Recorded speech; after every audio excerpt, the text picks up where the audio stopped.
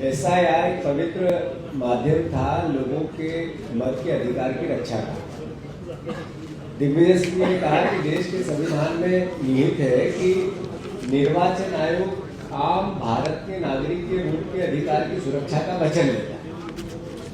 ये एसआईआर का इस तरीके से डिजाइन करना कि नागरिक को अपने वोट के अधिकार की रक्षा करना है, ये अपने आप में लोकतंत्र की उस मूल भावना का जिसमें मत के अधिकार की मौलिक अधिकार को प्रदत्त करता है उसको चुनौती देता है।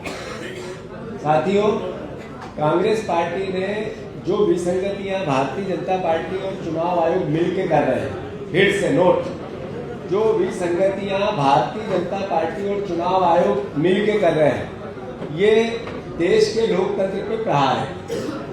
जैसा देश का निर्वाचन आयुक्त का पद नरेंद्र मोदी जी ने मुख्य सर्वोच्च न्यायालय के मुख्य न्यायाधीश को हटाकर गृह मंत्री का उसमें इन्वॉल्वमेंट कराया।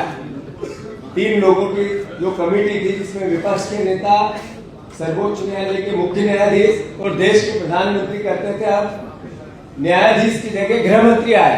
ये अपने आप में मैसेज है कि लोकतंत्र की हत्या को लेकर चुनाव आयोग और भारतीय जनता पार्टी मिलकर मत के अधिकार को एक तरह से चुनौती दे रहे हैं। कांग्रेस पार्टी में राहुल गांधी जी ने खड़गे जी अभी 7 दिन पहले दिल्ली में सारे प्रभारियों को, सारे सेक्रेटरीज को, सारे प्रदेश अध्यक्षों को, सारे सीएम की जगह एसआईआर हो रही है। हमने एक वोट रक्षक का कार्यक्रम बनाया है। उसके अंतर्गत हर बूथ पर वोट रक्षा के रूप में हमारा BLA 2 निर्धारित रहेगा। बूथ कमेटियां एक्टिवेट रहेगी।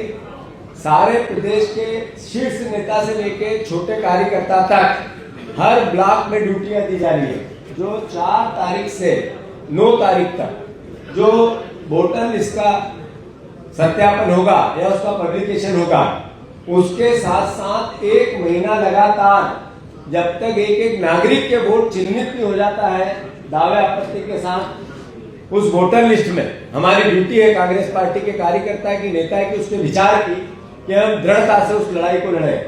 हमने पूरी अभी पॉलिटिकल अफेयर कमेटी की 3.5 घंटे की चर्चा के बाद ये निर्णय लिया कि 1 महीने लगातार 4 तारीख के बाद 9 तारीख से 9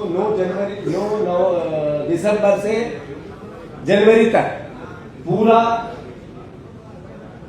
31 जनवरी तक पूरा कांग्रेस पार्टी का एक कार्यकर्ता जो चिन्हित किए हुए ब्लॉक दिए गए हैं, ब्लॉक अलग अलग सबको चिन्हित करके दिए जाएंगे, उसमें उनको पूरे टाइम रहना है। और इस एसआईआर के षड्यंत्र से भारतीय जनता पार्टी लोकतंत्र की हत्या करना चाहती है, उससे लोगों के मत के अधिकार को हमें बचाना है।